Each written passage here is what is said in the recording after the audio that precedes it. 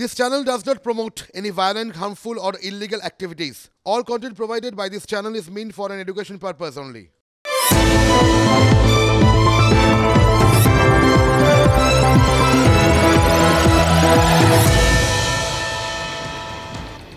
সুকুমার রায়ের ভয় পেও না ছড়াটা মনে আছে? তার শেষ লাইনটা একবার মনে করে দেখুন তো। সবাই মিলে কামড়ে দেব মিথ্যে এমন ভয় পেলে। সন্দেশখালীর সাধারণ মানুষকে কামড়ে দেওয়ার কথা কেউ বলেননি, কিন্তু রাজ্য মহিলা কমিশন থেকে শুরু করে রাজ্যের পুলিশ সকলেই তো বলেছে যে সন্দেশখালীর মহিলারা নাকি মিথ্যে মিথ্যে ভয় পাচ্ছেন। কিসের ভয়? সন্দেশখালী রাতের চোখ দেখে দেখে অভ্যস্ত, বাঘের চোখ। সেই সন্দেশখালীর মহিলারা লাগাতার অভিযোগ করছেন যে বাঘের গুহার থেকে রাত বিরেতে তাদের ডেকে পাঠানো হতো, আর সেই ডাক এলেই নাকি মান ইজ্জত হারানোর আশঙ্কা জাঁকিয়ে বসত তাদের মনে।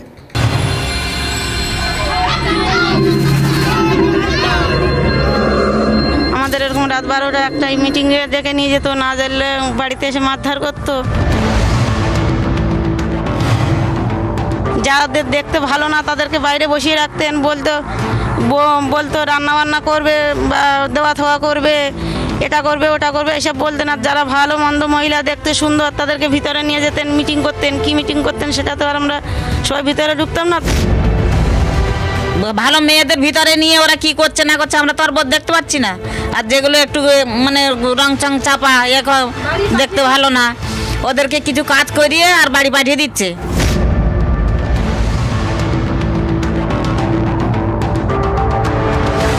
এখনো আমরা তো কোনো নিরাপত্তাই নেই।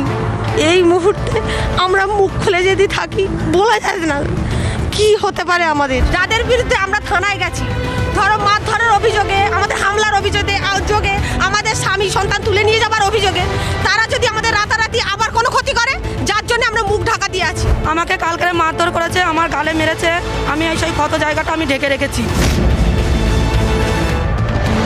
কোদালের ব্যাট দেখাচ্ছে, সাদা কাপড় পরতে বলছে, আরো বলছে সাদা থান ধরিয়ে দেবো হাতে, এইসব বলছে। মাত্রায় আমরা আতঙ্কে আছি।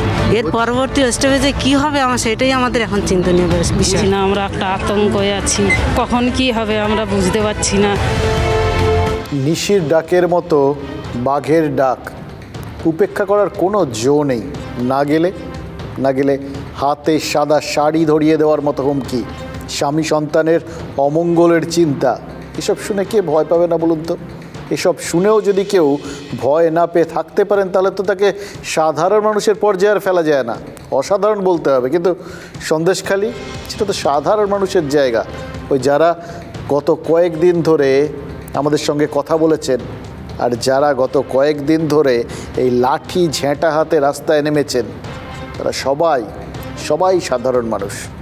শেখ শাহজাহান, শিবু হাজরা বা উত্তম সর্দারের বিরুদ্ধে যারা মুখ খুলেছেন তাদের নেতারা কে কি চোখে দেখেছেন জানি না, কিন্তু আমরা সাধারণ মানুষ হিসেবেই দেখেছি। সন্দেশখালীর মহিলাদের সঙ্গে আজ কথা বলেছেন জাতীয় মহিলা কমিশনের প্রতিনিধিরা।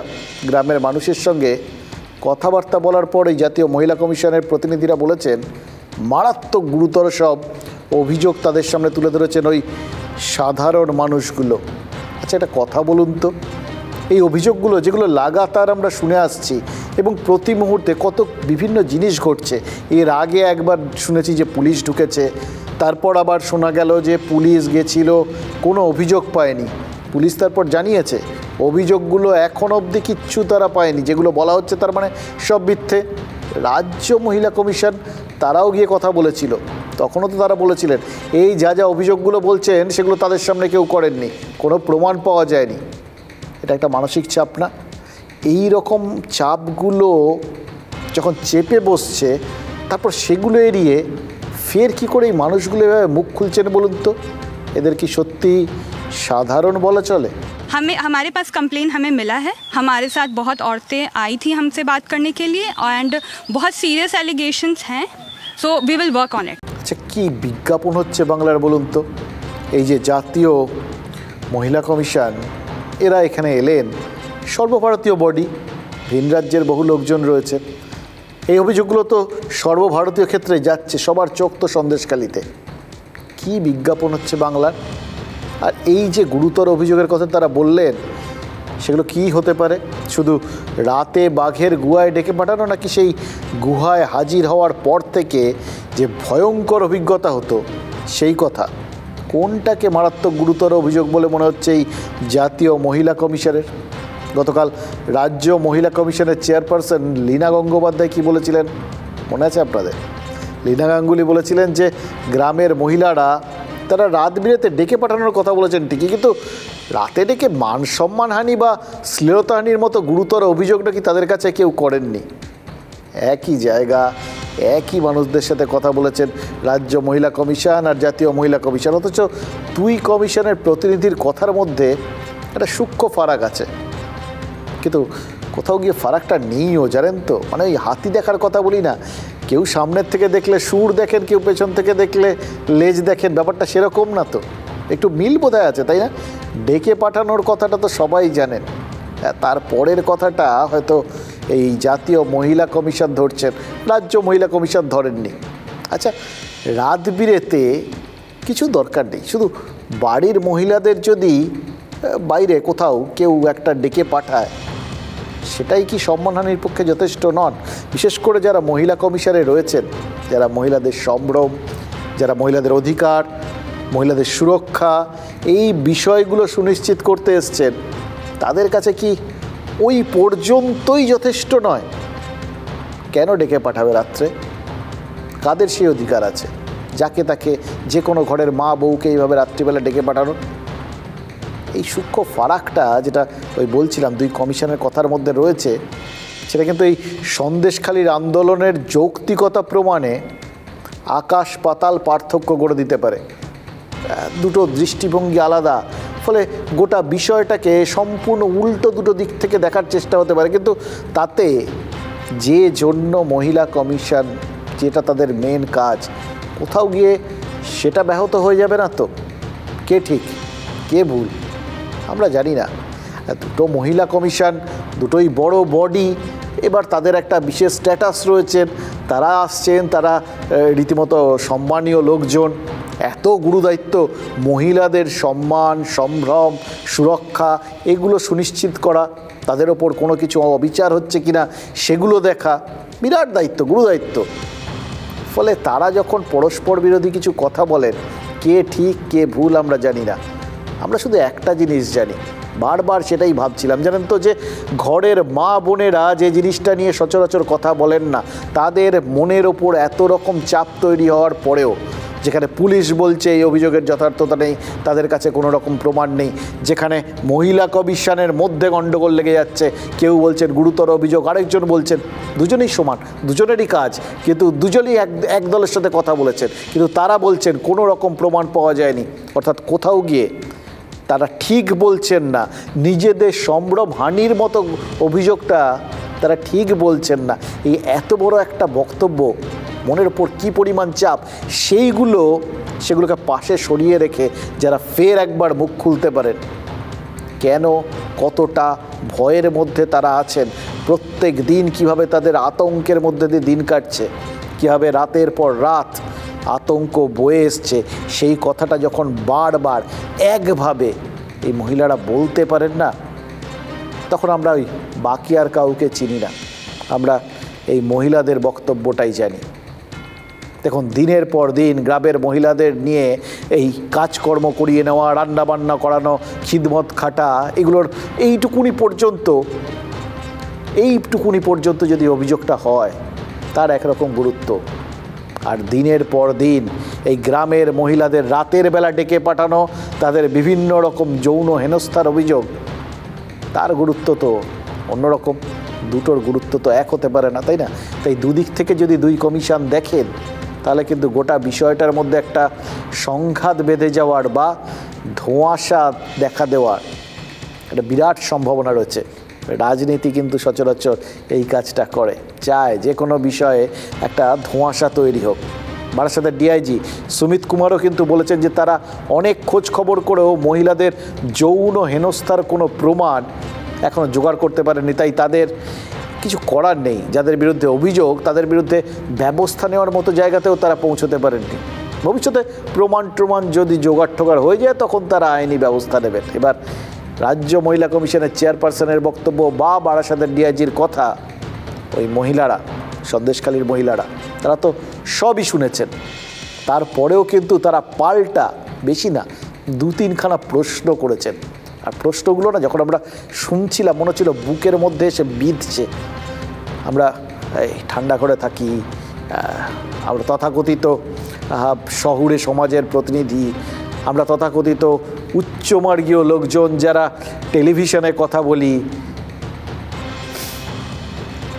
এই মানুষগুলোর কথা জবাব দেওয়ার মতো, চোখে চোখ রেখে তাকানোর মতো দুঃসাহস বা কি বলবো অধিকার আমাদের কারোর রয়েছে? অভিযোগগুলো শুনুন। 1-2 নয়, কিন্তু গ্রামের অসংখ্য মহিলা, 1জন মিথ্যে কথা বলতে পারে, 2জন মিথ্যে কথা বলতে পারে, এতজন মিলে মিথ্যা অভিযোগ করছেন। সত্যিই কি সেটা মিথ্যে হতে পারে যখন এতগুলো মানুষ একভাবে এক ধরনের অভিযোগ করেন? গলার আওয়াজ শুনলে তো বোঝা যায় সবাই অভিনেতা, নেতাদের মধ্যে অভিনেতা আছে আমরা জানি, কিন্তু সাধারণ মানুষ তাদের সবাই কীরকম উচ্চমার্গীয় অভিনয় যদি করতে হয় তাহলে বিশ্বাস করুন মানে ঘরে ঘরে এখন আমাদের আর্ট ফিল্ম তৈরি হয়ে যাবে, জানেন তো। কষ্ট করে ওই আগে একটা সময় দেখেছিলাম স্মিতা পাতিলকেও নিয়ে আসতে হয়েছিল এখানে, ওরকম আর কোথাও থেকে খুঁজে পেতে অভিনেতার দরকার নেই, ঘরে ঘরে অভিনেতা তো ধরে নিতে হবে, সবাই উচ্চ শ্রেণীর অভিনেতা। তাই কি সত্যি? এটাই আমাদের প্রথম ধাঁধা, প্রথম বুকে বেঁধা প্রশ্ন। 2 নম্বর, ধর্ষণ হলে তার প্রমাণ জোগাড় করার দায় কার? পুলিশ নাকি যাদের বিরুদ্ধে অভিযোগ তাদের? কে এই জবাব দেবে? 3, রাজ্য মহিলা কমিশন আর জাতীয় মহিলা কমিশনের কাছে একই মানুষ, এক রকম কথা কেন বলবেন? তাদের ওই গ্রামাঞ্চলের ওই ভেতরে তারা কি জানেন যে কোন মহিলা কমিশনের চরিত্র কীরকম, তারা কোন জিনিসটাকে কীভাবে নেন, কার কাছে বললে কীরকম যেতে পারে? এই এতগুলো জিনিস তারা কি ভেবে চিনতে বিচার করে এর কাছে এইটুকুনি বলা যায়, এর কাছে এইটুকুনি বলা যায়? এত বিচার বিবেচনা করে কোনো সাধারণ মানুষ কথা বলতে পারে না? এত যদি তারা বিবেচনা করতে পারতেন তা তো নিজেদের ভবিষ্যৎটাই তারা অন্যরকমভাবে দেখতেন। এত দিন ধরে তারা মুখ বুঝে সব সহ্য করতেন। বলুন তো, এই প্রশ্নগুলো আপনাদের বুকে বিঁধবে না? আর একটা জিনিস মনে হচ্ছে জানেন তো, এই যারা প্রত্যেকটা কথা বলছেন কথাটার মধ্যে ভয় লুকিয়ে রয়েছে। ভয় যদি না থাকতো তাহলে ওই জাতীয় মহিলা কমিশনের লোকদেরও তারা অবিশ্বাসের চোখে দেখতেন না। কিরকম অবিশ্বাসের চোখে দেখেছেন জানেন? তারা যখন ভিডিও করছিলেন তাদের বক্তব্যগুলো হচ্ছেন ভিডিও করবেন না, আমাদের মুখ খোলা আছে, এই ভিডিও গেলে এরপর আমরা কোথায় যাব, বেঁচে থাকবো কি না তার কোনো গ্যারান্টি নেই।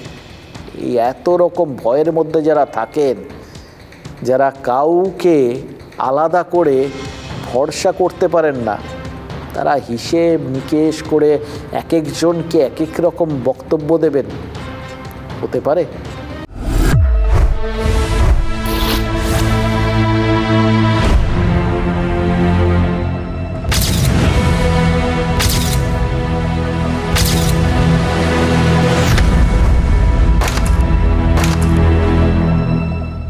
যেটুকু যারা স্পেসিফিক কিছু বলতে চেয়েছে, স্পেসিফিক কমপ্লেন দিয়েছে, সেটা আমরা নিয়েছি এবং অ্যাকর্ডিংলি আমরা সেটা এখানে দিই।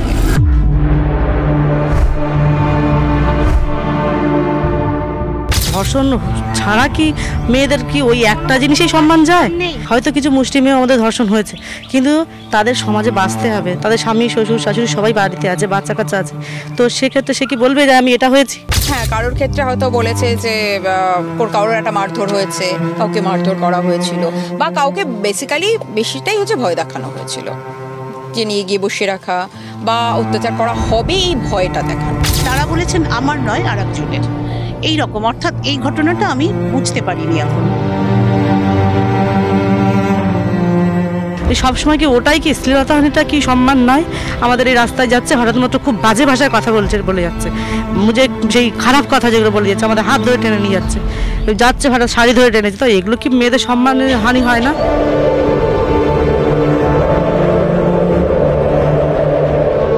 শ্লীলতাহানির অভিযোগ, তো আমরা এই 3টে অভিযোগ ওদের কাছ থেকে ডিরেক্টলি শুনেছি, প্রথম 3টে। 4 নম্বরটার কোনো প্রমাণ পাইনি। 4টা লিখিতভাবে অভিযোগ পেয়েছি, কিন্তু কোনো অভিযোগেই রেপ করার অভিযোগ উঠে আসেনি। এতগুলো মহিলাকে মিথ্যে কথা বলবে? একটা এত বড় গ্রামের মহিলাকে মিথ্যে কথা বলবে? লিপটটা ধরিয়ে দিত যে তোমাকে আমরা রেপ করেছি, এটা আই কার্ড আধার কার্ডের মতো গুছিয়ে রাখো, পরবর্তীকালে এটা প্রমাণপত্র হিসাবে পেশ করতে হবে, ঠিক উত্তরটা দিয়ে দিতাম ওনাকে। কিন্তু ওনারা তো আমাদের সামনে আসেননি, ওই জন্য উত্তরটা ওনাকে আমরা দিতে পারিনি।